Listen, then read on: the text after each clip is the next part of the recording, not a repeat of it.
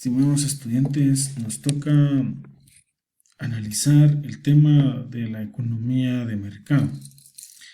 A lo largo de la carrera que ustedes tienen, dentro del marco de la Facultad de Ciencias Económicas, siempre le hemos dado mucha importancia a lo que en realidad busca la economía de mercado. Al analizar este término, pues, mejor dicho, todos tendríamos que analizar concretamente a qué se refiere cuando se habla de la economía de mercado. La economía de mercado es todo aquello que busca ese sistema económico donde las únicas leyes espontáneas que existen son las de oferta y demanda.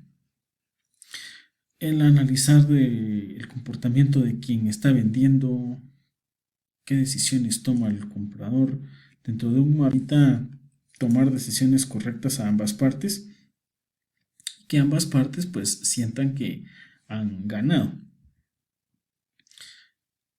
Decidí hacer esto un poco más gráfico para que podamos salir de un aspecto meramente de texto y empezar a relacionarnos con algunas imágenes y que comprendamos que es algo tan sencillo como lo es la economía del mercado. La idea fundamental de la economía de mercado, entonces, es como un juego. Cuando usted se actúa de manera libre, pues se logra desenvolver mejor que bajo la supervisión o bajo el estricto confinamiento de alguien que le obliga a hacer las cosas. Entonces, en la economía de mercado, el factor principal es el actuar de oferente y demandante. Se logran ciertos precios hasta cierto punto justos, pues ese término requiere de un gran análisis en el sentido de que lo que es justo para algunos es injusto para otros. Pero la situación mientras esta justicia se da es que ambas partes sientan que han ganado y que ambos elementos o ambos actores del mercado, como son oferentes y demandantes, pues puedan satisfacer de una mejor forma todos o gran parte de sus necesidades o sus deseos. ¿Dónde y por qué empieza a usarse ese término? Pues los Estados Unidos se les considera un país pionero en el uso de este término, ¿ya? En aspectos liberales e históricos ya se habían tenido muchos avances en Europa con la caída del imperio nazi en Alemania, la caída de Benito Mussolini en Italia y el derrocamiento de la Unión Soviética.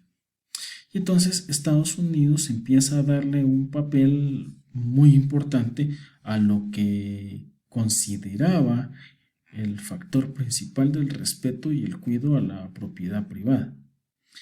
Pero no podría verse realmente como un sistema político o democrático, porque el liberalismo, que es la base filosófica de la economía de mercado, pues lo único que busca es funcionar dentro de un estado de derecho. ¿Eso qué significa? De que el gobierno se dedique solamente a ver por las leyes que puedan garantizar la vida, la seguridad y el respeto a la propiedad privada, ¿ya? Y que se puedan generar leyes de carácter general sin privilegios y sin discriminaciones. Entonces, el término como tal, economía de mercado, pues viene de ecos nomus, que es administrar la casa, pero esto dentro de un marco mucho más a través de las decisiones económicas que pueda tomar el individuo en el marco de la cooperación social. Ahora bien, ¿quién agrupa el mercado? dentro de este contexto de la economía libre o la economía de mercado, pues es de que las decisiones las toma el que va a comprar y el que va a vender. No deben, ni deberían, ni van a existir ninguna leyes que puedan regular el mercado. La semana anterior hablábamos acerca de la teoría de la regulación y ahora entonces vemos todo lo contrario. Vemos cómo se hace esa participación tan amena en el que algunas personas invierten con el ánimo de lucrar, desde luego, y otras personas buscan en su afán de satisfacción de necesidades a alguien que les facilite pues llegar a realizar ese intercambio. Entonces, el escenario principal para este tipo de economía pues es el mercado.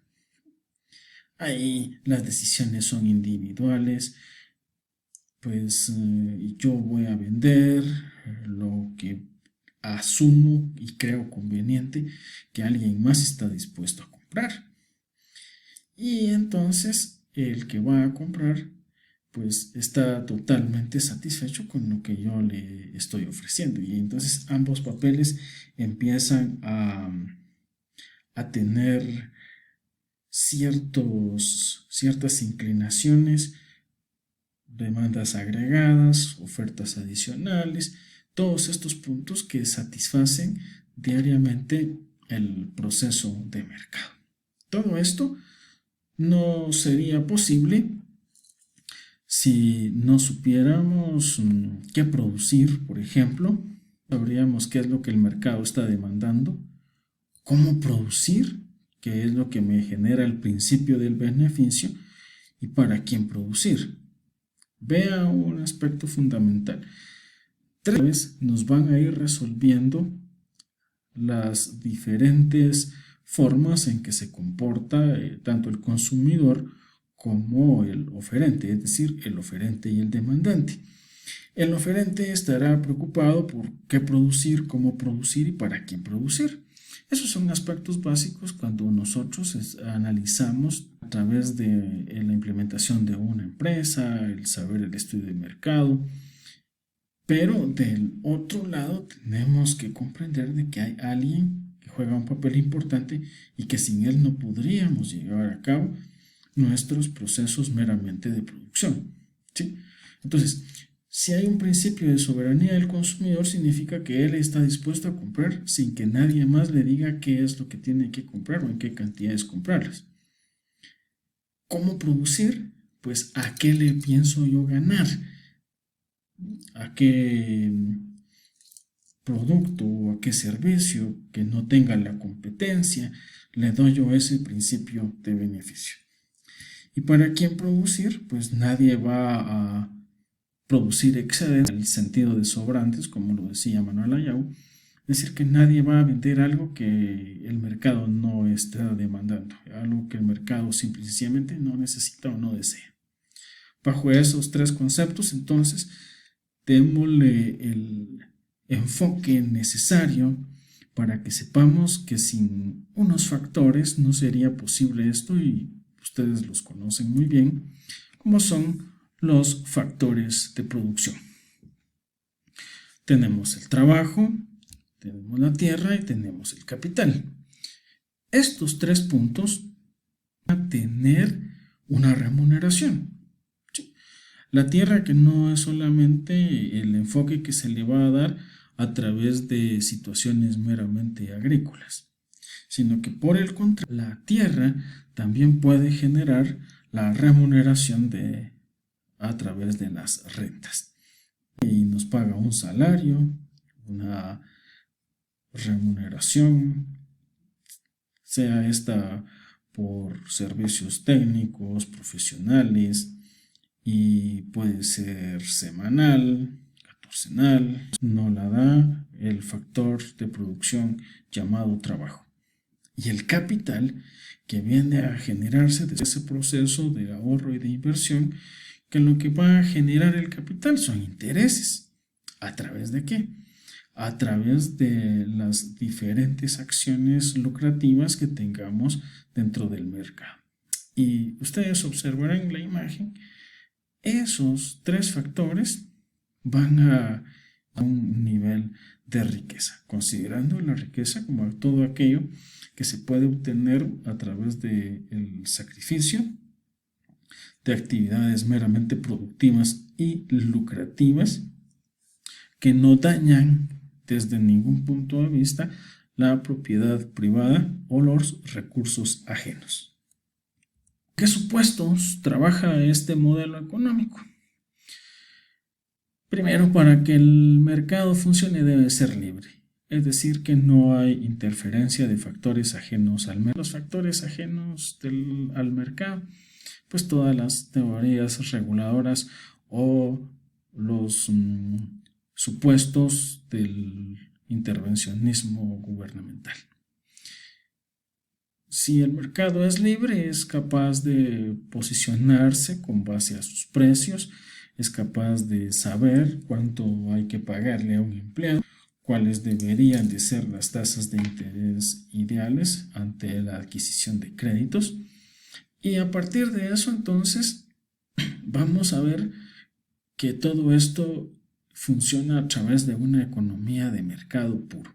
Sí, porque la economía es libre, nació libre y entonces no necesita de leyes externas para poder funcionar. Eso es bastante llamativo porque la economía de mercado permite a las personas de manera individual buscar su bienestar, pero hay que tratar de observar que estos supuestos de este modelo económico son muy criticados porque se promueve el individualismo y a la gente no le gusta que las personas puedan salir adelante, sino que todas puedan llevar un marco equitativo de bienestar cuando esto no es posible si algunos se esfuerzan más que otros. Ese es el principal problema que ha tenido la economía de mercado.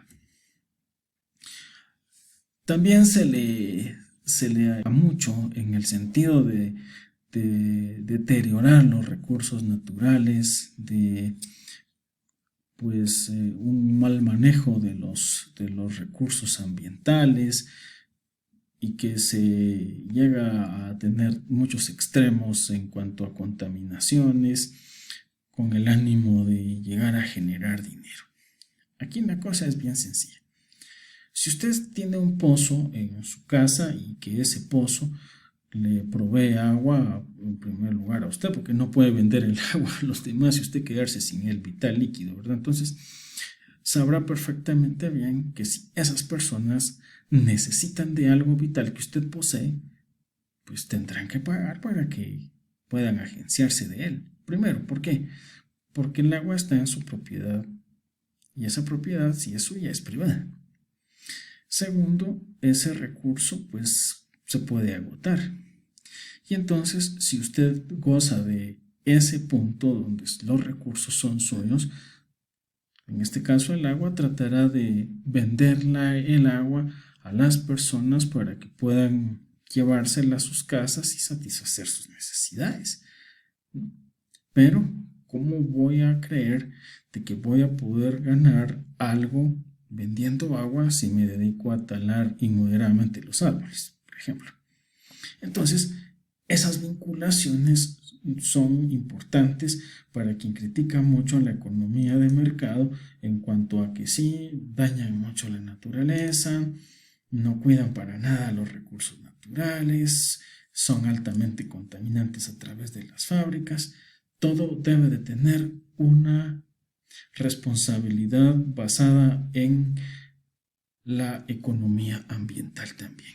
Eso que nos ayuda a ver que los recursos son cada vez más escasos y entonces tenemos que ver la forma de poder racionarlos en cuanto a su uso, a su consumo y proliferar de estos en cuanto a su manejo correcto.